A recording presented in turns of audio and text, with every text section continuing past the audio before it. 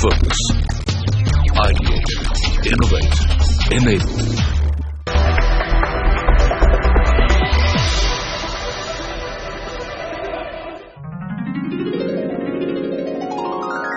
નમસ્કાર.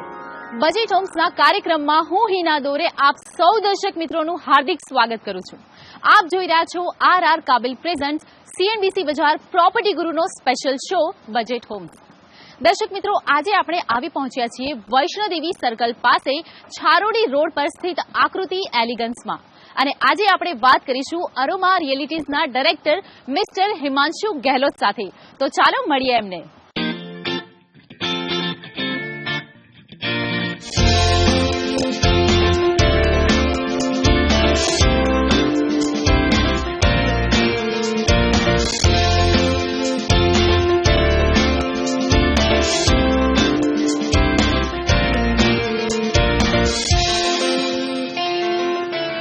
તો દર્શક મિત્રો, અત્યારે હાલ મારી સાથે હાજર છે અરોમા રિયલિટીઝના ડાયરેક્ટર મિસ્ટર હિમાંશુ ગેહલોત. તો આવો તેઓનું સ્વાગત કરીએ.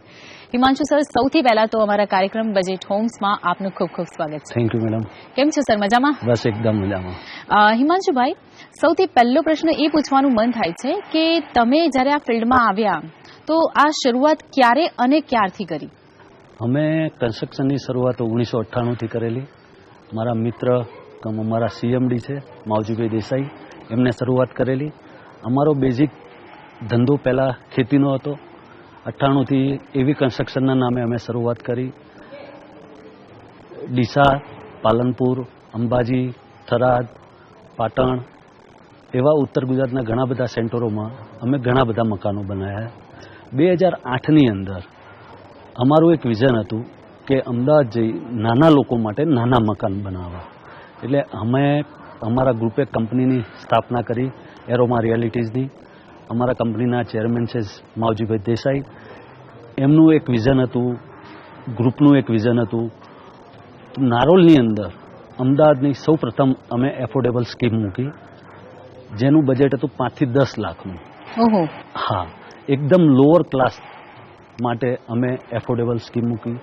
એ સિવાય એના પછી અમે લોકોએ લગભગ 8,000 એફોર્ડેબલ મકાન બનાવ્યા છે, ફ્લેટ બનાવ્યા છે. સર, મને એક બીજો પણ વિચાર આવે છે કે અત્યારે હાલ અમદાવાદમાં, જેમ કે તમે તો હમણાં જ કહ્યું કે તમે બનાસકાંઠા છે, પાટણ છે, આ બધી જગ્યાએ તમારી પોતાની સ્કીમ્સ અને કામ પણ વર્ક પણ કરેલું છે. તો આટલા વખત પછી અમદાવાદમાં જ્યારે તમે આ સ્કીમની શરૂઆત કરી, તો શા માટે અમદાવાદ વિસ્તાર જ, આ અમદાવાદ શહેર જ પસંદ કર્યું? અમદાવાદની અંદર એકદમ નાના માણસો માટે મકાન નહોતા. એટલે અમારા ગ્રુપનું એવું વિઝન હતું કે નાના માણસો માટે મોટી સ્કીમ મૂકીએ, નાના માણસો માટે જેમનું બજેટ એકદમ નાનું હોય. એ ધ્યાને રાખી અમે અમદાવાદમાં સૌથી પહેલી એફોર્ડેબલ સ્કીમ મૂકી નારોલમાં, આકૃતિ ટાઉનશીપના નામે, જે 5 થી 10 લાખની રેન્જમાં હતું. જે નાના પાર્લરવાળા છે, લારી ગલ્લાવાળા છે, મજૂર વર્ગ છે, એ લોકો લઈ શકે. બરાબર. એના માટે એટલે એવું કહી શકાય કે નાનામાં નાનો વર્ગ કહેવાય છે કે એક ગરીબ વર્ગ હોય અને એક મધ્યમ વર્ગ હોય. એ બંને વર્ગ વચ્ચે પણ એક વર્ગ હોય છે કે જેની પાસે લગભગ ઘર નથી હોતા, ગરીબ વર્ગ પાસે પણ નથી હોતા. પણ આ રીતની જો શરૂઆત તમે કરી હોય અને દરેકે દરેક વર્ગને એક પોતાનું ઘર હોય તો બીજી બધી મુશ્કેલીઓ લગભગ ઓછી થઈ જતી હોય છે. તો દર્શક મિત્રો, ખરેખર આ બહુ ખૂબ જ સારી વાત કહેવાય કે અમદાવાદ વિસ્તારમાં, અમદાવાદ શહેરમાં અફોર્ડેબલ હાઉસની જો શરૂઆત કરીએ તો દરેકે દરેક પ્રકારનો વર્ગ ઘર ખરીદી શકે છે, ઘરનું સપનું પૂરું કરી શકે છે. તો thank you so much sir, તમે અહીંયા આવ્યા અને સમય ફાળવ્યો એ બદલ આપનો ખૂબ ખૂબ આભાર. Thank you. તો દર્શક મિત્રો, આ તો વાત થઈ અરોમા રિયલિટીઝના ડાયરેક્ટર મિસ્ટર હિમાંશુ ગેહલોત સાથે. પણ હવે આપણે વાત કરીશું આકૃતિ એલિગન્સના project head mister Jitendrabhai Desai સાથે. તો ચાલો એમને મળીએ.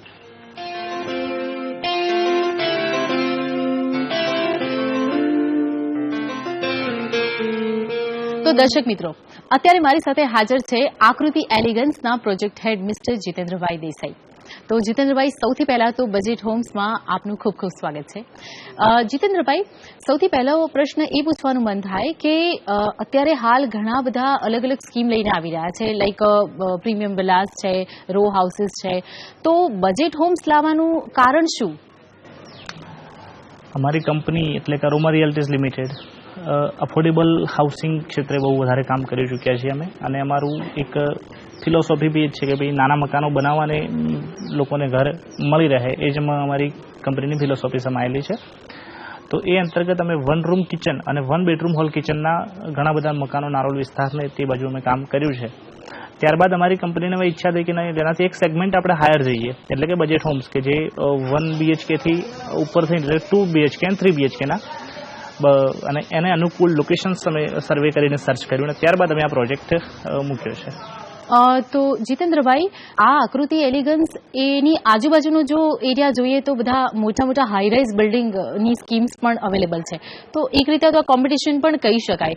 અને તમારી જે સ્કીમ છે એમાં 5 થી 7 માળના મકાનો આવેલા છે, તો આ બધાની વચ્ચે તમે કઈ રીતે અહીંયા આ વિસ્તારમાં જ શા માટે પસંદ કર્યું? લો રાઇઝની વાત કરું તમને તો કે અમે આ પ્રોજેક્ટ જ્યારે મૂકવાના હતા તો એની પહેલાં એક અમારું જનરલી ક્રાઇટેરિયા રહે છે અમારી કંપનીનું કે અમે કોઈ પણ પ્રોજેક્ટ મૂકતા હોઈએ તો આજથી 5 વર્ષ, 10 વર્ષ ને 25 વર્ષ સુધી પ્રોજેક્ટની શું સ્થિતિ રહેશે, કેવી રીતે મેન્ટેન થશે, લોકો કેવી રીતે મેન્ટેન કરી શકે, જુદા જુદા વિસ્તારોમાં કેવી રીતે મેન્ટેન થયેલા છે પ્રોજેક્ટ્સ. અને એ સર્વે કરતાં અમને માલુમ પડ્યું કે જે હાઈ એન્ડ પ્રોજેક્ટ્સ છે, જૂનો એરિયા અમદાવાદનું કહી શકાય જે સેટેલાઇટ છે, જ્યાં આજથી 25 વર્ષ પહેલાં હાઈ રાઇઝ બિલ્ડિંગ્સ બનેલા છે, તો એ બધું જોતાં અમને એવું લાગ્યું કે ના, ખરેખર જે લો રાઇઝ બિલ્ડિંગ્સ હોય છે 20-25 વર્ષ પછી પણ ખૂબ સારી રીતે મેન્ટેન થઈ શકે છે, કારણ કે એમાં મેન્ટેનન્સ બહુ ઓછું હોય છે, એટલે કોઈને ભરવામાં તકલીફ નથી પડતી અને એ બધું પાછળથી મેન્ટેન થાય છે. એ પર્પઝથી પછી અમે લો રાઇઝ કરવાનું વધારે પસંદ કર્યું છે. તો અત્યારે હાલ જીતેન્દ્રભાઈ વાત કરી 2 BHK કે 3 BHK જે અત્યારે અવેલેબલ છે, આ બધાની બજેટની જો થોડી શોર્ટમાં ઇન્ફોર્મેશન મળે તો? બજેટની વાત કરું તો ઓલમોસ્ટ 2 BHK 3 BHK જે અમારું છે આ પ્રોજેક્ટ, તો 30 લાખથી 40 લાખની વચ્ચેનો બજેટ છે.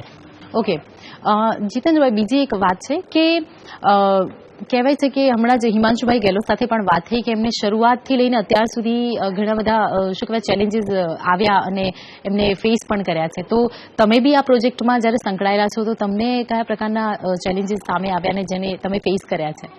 ચેલેન્જીસની વાત કરું તો આ પ્રોજેક્ટ જે છે તમે જોઈ રહ્યા છો તો અહીંયા એકચ્યુઅલી આ ફેઝ 1 પર અત્યારે આપણે બેઠા છીએ. આ પ્રોજેક્ટ અમે આખું એક જ ફેઝમાં કરવાના હતા શરૂઆતમાં, પરંતુ તે દરમિયાન અહીંયા આપણું ડેવલપમેન્ટ પ્લાન ને વગેરે બહુ બધા ચેન્જીસ થયા હતા અમદાવાદ લેવલે ગવર્મેન્ટ ઓથોરિટી તરફથી. તો ત્યારબાદ અમારે 5 માળમાંથી અમુક બિલ્ડિંગ્સ તમે જોતા હશો 7 માળ છે, અમુક 5 છે, તો એ મુજબ FSI ને બીજા બેનિફિટ્સને બધું લેવા માટે થઈને પછી અમારે એ પ્રમાણે ચેન્જીસ બી કરવા પડ્યા હતા. જે છતાં એ સમય દરમિયાન બી અમારો થોડો ટાઈમ બી બગડ્યો હતો, પ્રોજેક્ટ અમારો લંબાયો બી હતો. પછી અમે ડિસિઝન લીધું કે પ્રોજેક્ટને 2 ફેઝમાં અમે ડિવાઈડ કરી નાખ્યો કે ભાઈ જૂનું જે પાસિંગ છે એ મુજબ અમારે આ ફેઝ 1 અમે કર્યો અને વિધિન ટાઈમ લિમિટ ફ્રેમમાં એ લોકોને પોઝિશન પણ આપી દીધા, અને બાકીનો જે હતો ફેઝ 2 કરીને જે અમારા ફ્રન્ટમાં છે ફ્લેટ્સ 112 યુનિટ્સ અમારા એમાં આવે છે, તો એ ફેઝ 2 કરી નાખ્યો અને એમાં નવા નિયમ મુજબ મારું બધું પાસિંગ બીજું કરાવી અને અમે પછી પ્રોજેક્ટ ચાલ્યો. એટલે એ બીજા 2 વર્ષ એમાં ગયા, એટલે ઓલમોસ્ટ જે અમારે 3 વર્ષમાં કામ કરવાનું હતું 2 વર્ષ એક્સપાન્ડ થઈને 5 વર્ષ સુધી થયું, પરંતુ એમાં પણ કસ્ટમર્સને કોઈને ડિફિકલ્ટીઝ ન પડે એ માટે થઈને અમે કેટલાક કંપનીને મળતા બેનિફિટ્સને બી જવા દીધા હતા ત્યારે, અને એ લોકોને બી ટાઈમસર પોઝિશન મળી રહે એ વસ્તુને અમે પહેલી પ્રાયોરિટી આપેલી હતી. ખરેખર બહુ જ સારી વાત કરી છે, કારણ કે જ્યારે કોઈ પણ કામની શરૂઆત કરતા હોય છે ત્યારે ઘણા બધા ચેલેન્જીસ સામે આવતા હોય છે, પણ જે હિંમત હાર્યા વગર આગળ વધે છે એનું જ નામ એક સફળ વ્યક્તિ તરીકે આપણે ઓળખીએ છીએ. ખરેખર જીતેન્દ્રભાઈ, તમે અહીંયા આવ્યા અને આ બધી જ માહિતી અમારા દર્શક મિત્રો સુધી પહોંચાડી તે બદલ આપનો ખૂબ ખૂબ આભાર. Thank you. તો દર્શક મિત્રો, અત્યારે આપણે વાત કરી રહ્યા હતા આકૃતિ એલિગન્સના project head mister Jitendrabhai Desai સાથે, પણ હવે સમય થયો છે એક વિરામ લેવાનો. લઈશું આપણે એક નાનકડો વિરામ, પણ વિરામ બાદ મળીશું આપણે આકૃતિ એલિગન્સના આર્કિટેક્ટ મિસ્ટર દેવેશ દેસાઈ સાથે. ત્યાં સુધી જોતા રહો RR Kaabil present CNBC Bajar property ગુરુનો special show budget homes.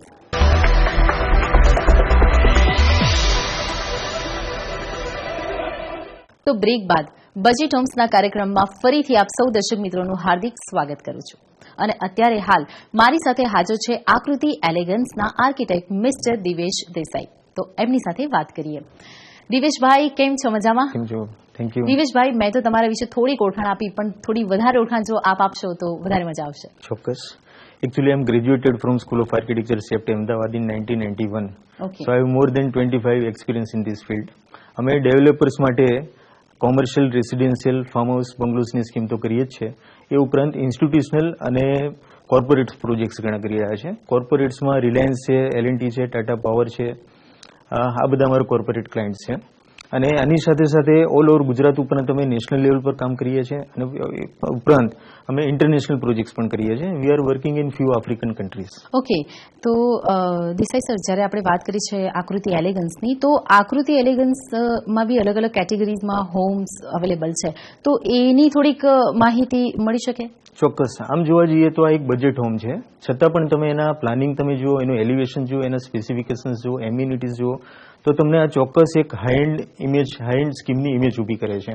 Okay. Total plot area લગભગ 9,500 સ્ક્વેર યાર્ડ છે, જેની અંદર ટોટલ 10 બ્લોક એક્ઝિક્યુટ કર્યા છે આપણે, જેમાંના 4 બ્લોક છે એ પાર્કિંગ પ્લસ 5 સ્ટોરી છે, 6 બ્લોક જે છે એ પાર્કિંગ પ્લસ 7 સ્ટોરી છે, અને 3 બેડરૂમ અને 2 બેડરૂમ બંને મળીને ટોટલ 248 યુનિટ્સ છે. 248 માંથી 206 યુનિટ 2 BHK છે અને 42 યુનિટ્સ 3 BHK છે. 2 BHK યુનિટ્સ જે છે એ 115 square yard 100 to 130 square yard સુધીના છે, અને 3 BHK યુનિટ છે એ 165 અને 175 સ્ક્વેર યાર્ડ્સના છે. એટલે આમ બધા મળીને 248 યુનિટ છે, અને 248 યુનિટની સામે અમે લગભગ 270 જેટલી કાર પાર્કિંગની પ્રોવિઝન આપવામાં આવી છે. તો દેસાઈ સર, હમણાં તમે વાત કરી પાર્કિંગની, તો એકચ્યુઅલી જોવા જઈએ ને તો અત્યારે કોઈ પણ વિસ્તારમાં ક્યાંય પણ ઘર લઈએ ને તો પાર્કિંગના પ્રોબ્લેમ સૌથી પહેલા થતા હોય છે, પણ આ જે તમે હમણાં વાત કરી, તો પાર્કિંગની આ એક આટલી સરસ સુવિધા જે તમે લોકો આપી રહ્યા છો, એ ખરેખર બહુ જ સારી વાત કહી શકાય. તો આગળ એક બીજો પ્રશ્ન કે 2 BHK અને જે 3 BHK ની આપણે હમણાં વાત કરી, તો એમાં કયા કયા પ્રકારની ફેસિલિટીઝ અવેલેબલ છે? સપોઝ આપણે 2 BHK ની પહેલા વાત કરીએ તો દરેક ડ્રોઈંગ રૂમની સાથે એક વિશાળ બાલ્કની આપવામાં આવી છે, અને દરેક બાલ્કનીમાંથી ગાર્ડનનો અથવા તો રોડ સાઈડનો સરસ વ્યૂ મળે છે. ઇનસાઇડ 2 બેડરૂમમાંથી એક બેડરૂમને આપણે માસ્ટર બેડરૂમ કન્સિડર કરીને એની અંદર આપણે એટેચ ટોયલેટનું પ્રોવિઝન રાખ્યું છે, અને બીજું એક આપણે કોમન ટોયલેટ આપ્યું છે. તો સર, હવે જો એક વાત કરીએ ખાસ મુદ્દા પર કે ડિઝાઇનિંગ, તો કહેવાય છે કે જ્યારે કોઈ પણ સ્કીમ બનતી હોય છે તો એનું જ્યારે પેપર વર્ક થતું હોય છે ને એમાં ડિઝાઇનિંગ એ બહુ મેઇન ઇમ્પોર્ટન્ટ વાત કહી શકાય. તો આ ડિઝાઇનિંગ કરતી વખતે કઈ કઈ બાબતોને ખાસ કરીને ધ્યાનમાં રાખેલી? જી મેમ, આ વાક્યનો જવાબ, સવાલનો જવાબ હું તમને શબ્દોમાં આપું એના કરતાં તમને પર્સનલી બતાવું તો થોડો વધારે આઈડિયા આવશે આપણને. ચાલો આપણે જોઈએ. Please, definitely sir.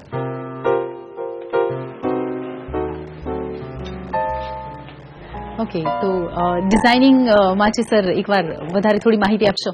ચોક્કસ. આ વાતની શરૂઆત થાય છે અંદાજિત 2013ની સાલથી.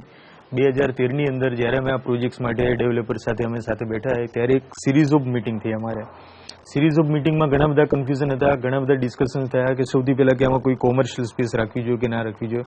સ્વાભાવિક છે, કોઈ પણ ડેવલપર્સને થોડી ઘણી કોમર્શિયલ સ્પેસ રાખવાની ઈચ્છા થાય કેમ કે એમાં રિટર્ન વધારે હોય છે, પરંતુ આ સ્કીમને ખૂબ જ સુંદર બનાવવા માટે, સારી બનાવવા માટે, એક સારું રેસિડેન્શિયલ હોમલી એન્વાયરમેન્ટ ક્રિએટ કરવા માટે પહેલું મેજર ડિસિઝન અમે લીધું કે આપણે કોમર્શિયલ સ્પેસ નથી આપતા.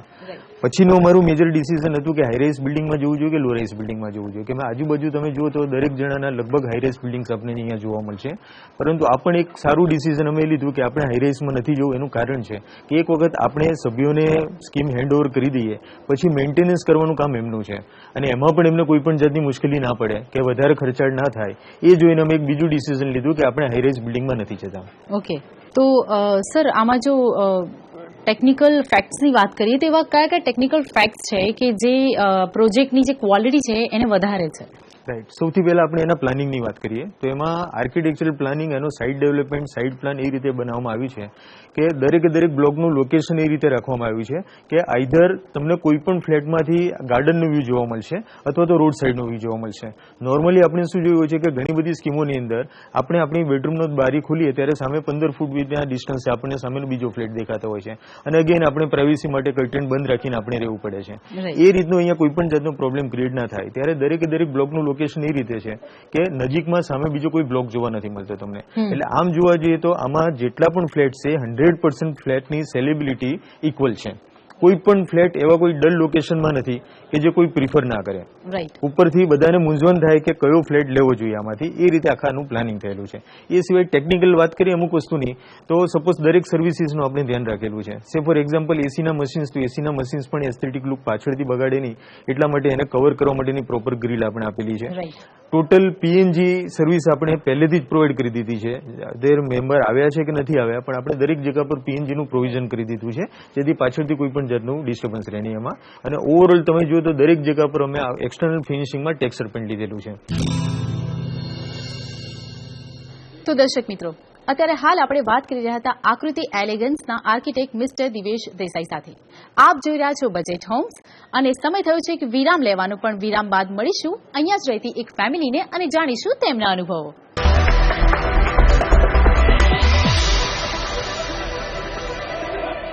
બ્રેક બાદ બજેટ હોમ્સ કાર્યક્રમમાં આપ સૌ દર્શક મિત્રોનું ફરીથી સ્વાગત કરીએ છીએ. વિરામ પહેલા આપણે વાત કરી હતી કે આપણે મળીશું આકૃતિ એલિગન્સના રહીશોને અને જાણીશું તેમના અનુભવો. So let's go. તો દર્શક મિત્રો, અત્યારે હાલ આપણે આવી પહોંચ્યા છીએ આકૃતિ એલિગન્સના રહીશ પટેલ ફેમિલી સાથે. તો આવો એમની જોડે વાત કરીએ અને તેમના અનુભવો જાણીએ. તો સૌથી પહેલા તો સર બજેટ હોમ્સમાં આપ બંનેનું ખૂબ ખૂબ સ્વાગત છે. સર, શું નામ છે આપનું? ભરતભાઈ પટેલ. અને મેડમ આપનું? સુભદ્રાબેન ભરતભાઈ પટેલ. ઓકે, ભરતભાઈ, આપ પહેલા અત્યારે હાલ શું કરો છો? હાલ નિવૃત્ત છું. એના પહેલા હું હાયર સેકન્ડરીમાં ટીચર હતો. ગાંધી આશ્રમ હાઈસ્કૂલ છે આરટીઓની લાઈનમાં, ત્યાં. ઓકે, તો ભરતભાઈ, એક બીજો પ્રશ્ન કે બજેટ હોમ્સની આ જે સ્કીમ છે જેમાં તમે ઘર ખરીદ્યું છે, તો એમાં તમે કઈ ટાઈપનું ઘર ખરીદ્યું છે? આમાં શું છે, 2 BHK છે અને 2 BHK ની અંદર બાથરૂમ ચાલુ બંને સગવડ છે, વત્તા ડ્રોઈંગ રૂમ મોટો હોલ છે અને ત્યાં અમે રહેતા હતા રૂમ રસોડું જ હતું. અને અહીંયા અમને બધી સગવડ મળી રહે એ માટે અમે આ રીતે રાખ્યું. અને મોટું લગભગ 150 વારનું મકાન છે, એટલે અમારો પરિવાર શાંતિથી રહી શકે. 2 છોકરાઓ અલગ અલગ બંનેના 2 BHK માં રહી શકે, અમે રહી શકીએ, મહેમાન કોઈ આવ્યો બેસી શકે, એવું બહુ સરસ ફાઇન સારી ફેસિલિટી છે બધી રીતે. તમે જયારે આ ઘર ખરીદવા આવ્યા ત્યારે વાસ્તુશાસ્ત્ર જોઈને ખરીદેલું? અમે જ્યાં રહેતા ત્યાં બધા જોયું એ પ્રમાણે હતા નહીં, પણ આ સ્કીમ એવી હતી કે વાસ્તુશાસ્ત્ર પ્રમાણે દક્ષિણ ઉત્તર જે બધી જે હોય શાસ્ત્ર પ્રમાણે બતાવ્યું પ્રમાણે એ પ્રમાણે બહુ સરસ હતું વાસ્તુ પ્રમાણે. અને વાસ્તુશાસ્ત્ર પ્રમાણે અમે રાખ્યું. ઓકે, એના કારણે અમારે શાંતિ વ્યવસ્થિત ગયા. એટલે એક પોઝિટિવ બધી જે અનુભવ થતો હોય છે, એક ફિલિંગ આવતી હોય છે, એ તમને આવી? મનને શાંતિ રહે. Thank you sir, thank you so much. તો દર્શક મિત્રો, આકૃતિ એલિગન્સની વધુ એક ફેમિલીને આપણે મળવા માટે આવી ગયા છીએ. તો ચાલો એમની સાથે વાત કરીએ અને એમના અનુભવો જાણીએ. કેમ છો મેડમ? શું નામ છે આપનું? સંગીતા પટેલ. પહેલો પ્રશ્ન પૂછવાનું જે મન થાય કે જે વિસ્તારમાં તમે અત્યારે બજેટ હોમ્સ ની સ્કીમમાં ઘર લીધું છે એની આજુબાજુના વિસ્તારમાં પણ ઘણા બધા સ્કીમ્સ લઈને આવી ગયા છે, તો તમે આ બજેટ હોમ્સની જે સ્કીમ છે એમાં શા માટે ઘર લેવાનું પસંદ કર્યું? એકચ્યુઅલી જ્યારે અમે નીકળ્યા હતા મકાન જોતા હતા ત્યારે અમે જનરલી 1-2 BHK અમારી લિમિટેશન હતી, પણ એવું થયું કે જ્યારે અમે અહીંયા આવ્યા ત્યારે 3 BHK અમને પસંદ બી આવી ગયું અને બીજું કે અમારા બજેટમાં બી આવી ગયું અને બજેટમાં સાથે અમે ફર્નિચર બી ફૂલ ફર્નિચર કરાવી બી શકીએ. તો મેમ, હવે તમે એમ કહેશો કે જ્યારે તમે આ ઘર બુક કરાવ્યું તો એના કેટલા સમય પછી, કેટલા ટાઈમ પછી તમને પોઝિશન મળી ગયું? એકચ્યુઅલી અમને 1.5 વર્ષનું એમને કમિટમેન્ટ કર્યું હતું અને 1.5 વર્ષમાં અમને પોઝિશન આપી દીધું છે. એટલે એવું કહી શકાય કે એમને જે કમિટમેન્ટ કરેલા એ ફૂલફિલ થયા છે. Okay, nice. બીજો એક એવો પ્રશ્ન છે કે અહીંયા જેટલી એમ્યુનિટીઝ તમને મળી રહી છે એમાંની એકચ્યુઅલીમાં કેટલી એમ્યુનિટીઝ તમે યુઝ કરો છો? એકચ્યુઅલી અત્યારે અમુક અંડર કન્સ્ટ્રક્શન છે, બાકી પ્લે એરિયા, ગાર્ડન છે અને વોકિંગ ટ્રેક બી જે એમનો છે એ રેડી છે. સાંજે અમે બધા લેડીઝ જેમ હાઉસવાઈફ હોય એ તો જનરલી નીચે બેસે, અમે બધા સાથે બેસીએ છીએ, બાળકો બી સારી રીતે એન્જોય કરી શકે છે અને બીજું કે બાળકોનું ધ્યાન રહે કારણ કે બધું પાસે છે. હા, એટલે એવું કહી શકાય કે બધી એમ્યુનિટીઝ તો મળી રહી છે પણ એક સાથે મળી રહી છે. જેમ કે વડીલો બેઠા હોય અથવા મધર ફાધર બેઠા હોય ને એમની સામે બાળકો રમતા હોય તો એક ચિંતા ઓછી થઈ જતી હોય છે. ના, ખરેખર બહુ જ સારી વાત કહેવાય. તો મેમ, જ્યારે તમે આ ઘર ખરીદવા માટે આવ્યા તો તમારા પોતાના પણ અમુક ક્રાઇટેરિયાઝ હશે કે ના, મને આ વસ્તુ તો જોઈશે જ, હું આ ઘરમાં રહેવા જઈશ તો મને આ રીતની ફેસિલિટી તો મળવી જ જોઈએ. તો તમે અહીંયા આવ્યા પછી તમને લાગ્યું કે બધા ક્રાઇટેરિયા ફૂલફિલ થઈ ગયા? બધા જ ફૂલફિલ થયા છે. એકચ્યુઅલી અમુક જગ્યાએ જ્યાં આપણે જોવા જઈએ છીએ ફ્લેટ્સમાં જનરલી વોશ એરિયા બહુ જ નાના હોય છે, જ્યારે કે અહીંયા બી વોશ એરિયા બી મોટો છે, દરેક બાથરૂમમાં બી એ લોકોએ વ્યવસ્થિત રીતે ગીઝરના એક્ઝોસ્ટના પ્લગ બી આપેલા છે. એટલે જે બી ફેસિલિટી જે બી જોઈતી હતી એ મોસ્ટ ઓફ ફૂલફિલ થઈ છે. એટલે સિક્યોરિટીથી લઈને પાર્કિંગ બી ફૂલ ફેસિલિટી છે, બેઝમેન્ટ પાર્કિંગ છે અંડરગ્રાઉન્ડમાં. એટલે બધું એમ કહેવાય કે ઘણી જગ્યાએ એવું બને છે કે પાર્કિંગનો જ મેઇન પ્રોબ્લેમ હોય છે. ના બરાબર છે કે ઘણી જગ્યાએ બધી ફેસિલિટી હોય પણ પાર્કિંગમાં બહુ પ્રોબ્લેમ્સ થતા હોય અને ખાસ કરીને વિઝિટર પાર્કિંગ માટે પણ એવા પ્રોબ્લેમ્સ થતા હોય પણ આ એક્સ્ટ્રા તમને વિઝિટર પાર્કિંગ માટેની પણ સ્પેસ આપેલી છે. ફેસિલિટી એ બી સારી છે. રાઈટ. તો મેમ જ્યારે તમે આ ઘર ખરીદવા માટે આવ્યા ત્યારે વાસ્તુશાસ્ત્ર મુજબ તમે આ ઘર પરચેસ કર્યું છે કે ગમ્યું એટલા માટે પરચેસ કર્યું? ના, એકચ્યુઅલી ગમ્યું એટલા માટે હું કહી શકું કે ગમ્યું એટલા માટે કર્યું, પણ જ્યારે અમારા એક ફ્રેન્ડ જે વાસ્તુનું જાણતા હતા એ જ્યારે આવ્યા અમારા ઘરે ત્યારે એમણે જોયું તો એમણે જાતે જ કીધું કે ના, અહીંયા જે બિલ્ડરે જે રીતે કન્સ્ટ્રક્શન કર્યું છે ને એમાં પોતે જ વાસ્તુને પૂરું ધ્યાનમાં રાખીને શક્ય હોય એટલું એમણે ગોઠવવાનું ટ્રાય કર્યો છે. પૂરબ પશ્ચિમમાં તે જે લોકો સમજતા હોય એ મુજબ એમણે ઘણું બધું કર્યું છે. બાકી વાસ્તુ મુજબ અમે માનીએ છીએ ઓછું, બાકી જે એમણે કર્યું છે એમાં એમણે પૂરે બનતો કોશિશ કરી છે કે બધાને બધી રીતે. બરાબર છે. તો આની પહેલા જ્યાં તમે રહેતા હતા એટલે કે જૂના ઘરમાં એવી કઈ વસ્તુ નથી જે તમે આ ઘરમાં આવ્યા પછી તમને લાગ્યું કે ના એ આ વસ્તુ જ હોવી જોઈએ? એવું તો એકચ્યુઅલી ઘણું બધું છે. પહેલા તો અહીંયા બહુ જ શાંતિ છે. ઓકે. અને ઓલું કહેવાય ને કે આખી દુનિયામાં ફરો પણ ઘર જેવી શાંતિ ક્યાંય નહીં. જ્યારે મારા હસબન્ડ ઓફિસથી આવે કે છોકરાઓ સ્કૂલેથી બી આવે ઇવન તો બી આમ ઘરમાં એન્ટર થાય આપણે બી 2-3 દિવસ બહાર ગામ કે ઘરે આવીએ તો એમ લાગવું જોઈએ કે હાશ આપણા ઘરે આવી ગયા. ધેટ્સ પોઈન્ટ મેઇન કે શાંતિ જોઈએ એક. Okay, nice. મેડમ ખરેખર તમે અમારા બજેટ હોમ્સના કાર્યક્રમમાં આવ્યા અને તમે દર્શક મિત્રો સાથે જે વાતો શેર કરી, તમારા અનુભવ શેર કર્યા તે બદલ આપનો ખૂબ ખૂબ આભાર. Thank you. તો દર્શક મિત્રો તમે જોયું ને દરેકે દરેક પ્રકારની એમ્યુનિટીઝ એટલે કે ફેસિલિટીઝ સુવિધાઓ અહીંયા ઉપલબ્ધ છે. પાર્કિંગ છે, સિક્યોરિટી છે, ગેસ પાઇપલાઇન છે, ગાર્ડનિંગ છે, બાળકો માટે ગેમ્સ પણ છે, સ્કૂલ પણ નજીક છે. પછી તો દરેક વ્યક્તિ અહીંયા ઘર લેવાનું પસંદ કરે છે અને સાથે બજેટ પણ કમ્ફર્ટેબલ છે. તો દરેક વ્યક્તિ અહીંયા ઘર લઈ જ શકે છે.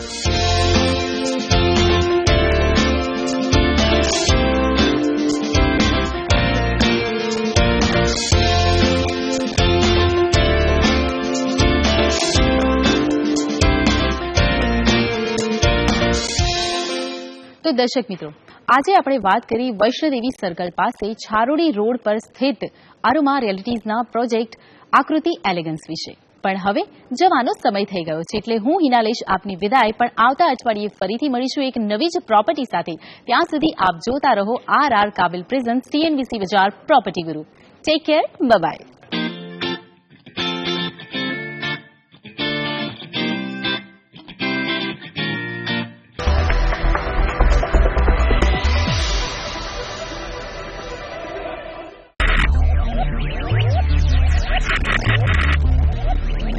Focus, ideate, innovate, enable.